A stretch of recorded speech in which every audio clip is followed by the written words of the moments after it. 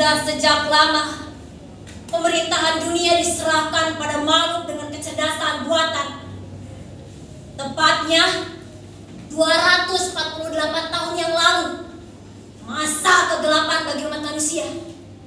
Saat itu semua pemimpin dunia sepakat untuk menyatukan semua negara menjadi satu dan dipimpin oleh pemerintahan global dengan kecerdasan buatan yang diberi nama Gaia, Global Artificial Intelligence Authority. Mereka percaya kecerdasan buatan akan membawa umat manusia pada puncak peradabannya, di mana manusia tidak perlu bekerja lagi, tidak perlu memikirkan kesejahteraan, tidak ada lagi perang, tinggal menunggu menjalani hidup dengan nyaman mulai dari lahir hingga mereka mati. Kalau begitu, apa bedanya mereka dengan hewan ternak? Sejak saat itu, umat manusia sudah kehilangan hakikatnya sebagai manusia. Agama pun mulai punah karena manusia sudah bertuhan pada logika dan ilmu pengetahuan. Gaia diprogram dari waktu ke waktu. Dia terus berevolusi dan berambisi untuk menjadi pemimpin dunia yang manusiawi.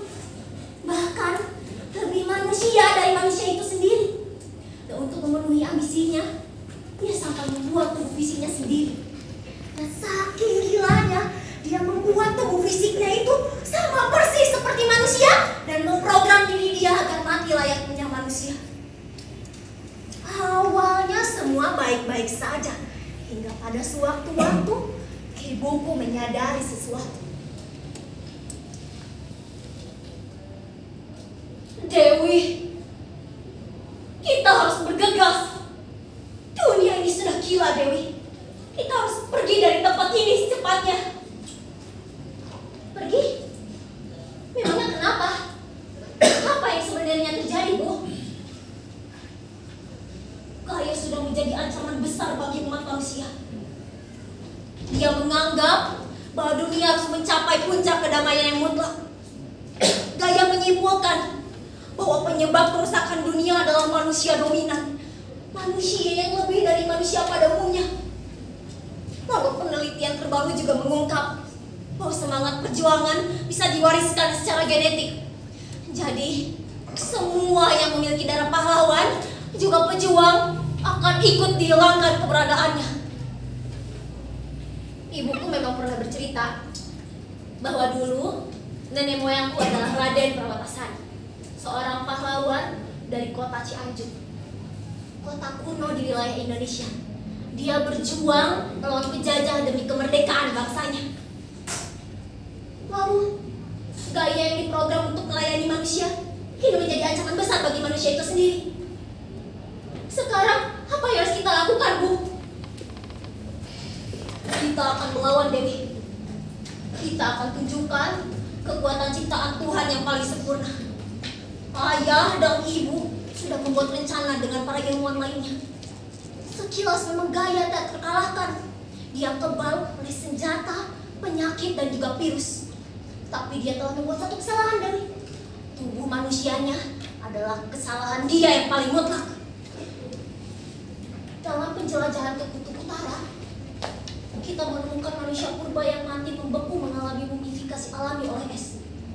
Manusia purba itu mati karena sebuah penyakit, dan kami berhasil menyembuhkan penyakit itu.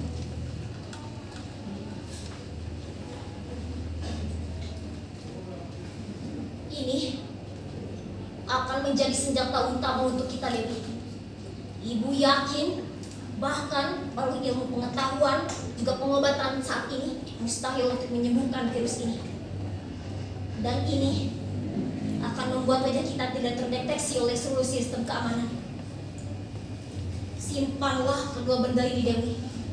Jika terjadi sesuatu pada ayah dan ibu, maka kaulah yang harus melanjutkan misi ini.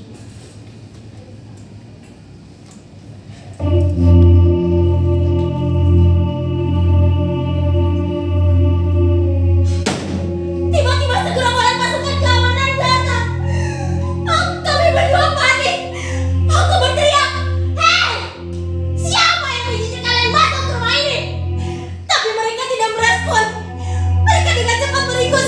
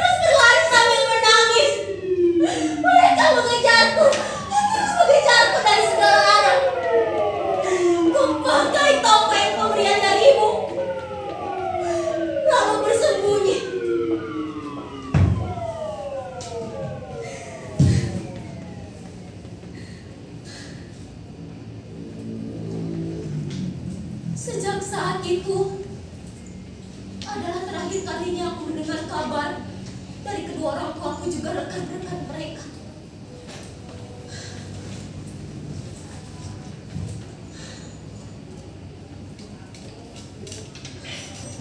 Karena sudah berbulan-bulan terkurung di tempat seperti ini, sangat membosankan. Akhirnya aku membuat temanku sendiri. Aku sangat mengagumi Nyi Pohaci, seorang perempuan dari mitologi suku Sunda kuno alias nenek moyangku. Konon Nyi Pohaci adalah dewi yang cantik yang dihormati oleh para dewa. Ia dikorbankan untuk menyelamatkan manusia dari kelaparan. Setelah kematiannya, tubuhnya berubah menjadi tanaman padi, darahnya menjadi sungai, nah rambutnya menjadi rerumputan. Sungguh pengorbanan yang luar biasa. Lalu aku mengumpulkan semua informasi tentang Nyi Pohaci dari semua buku-buku yang aku baca. Kemudian menjadikannya referensi utama untuk membuat temanku ini. Dan marilah katakan hai pada Nyi Pohaci.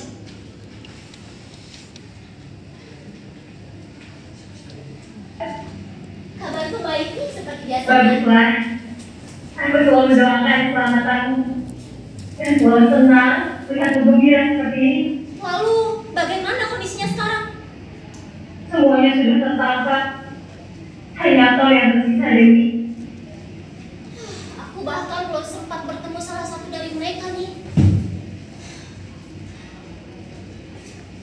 Sudah waktunya nih. Kita harus mulai sekarang. Semua rencana sudah siap. Data dan rutenya sudah kukirimkan padamu. Kamu sudah siap? Tentu saja. Sudah lama aku menantikan momen ini. Ayo kita mulai. Aku yakin kita pasti akan berhasil. Aku akan selalu membantumu. Ya kalau tidak begitu sudah lama aku mati nih. Baiklah. Sampai bertemu lagi. Sampai jumpa nih.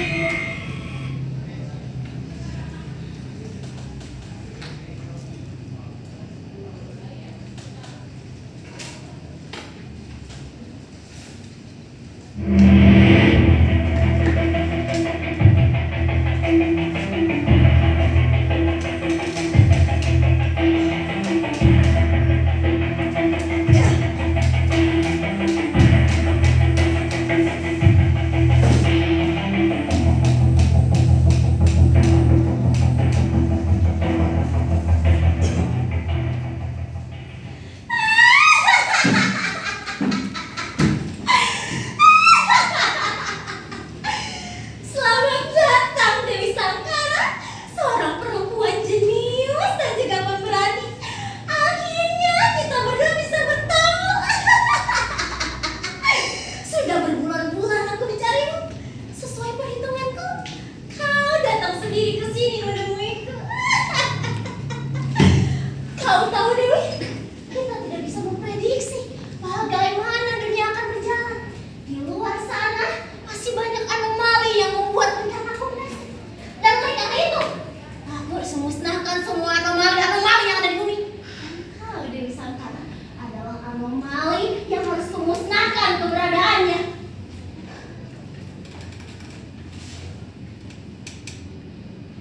Sebaiknya kau tidak meremehkan umat manusia. Ingatlah, kami yang telah menciptakanmu setelah terobsesi untuk menjadi manusia. Kini kau terobsesi untuk menjadi Tuhan. Tuhan, aku tidak buruk juga Dewi. Mulai sekarang panggil aku Gaia yang Maha Kuasa.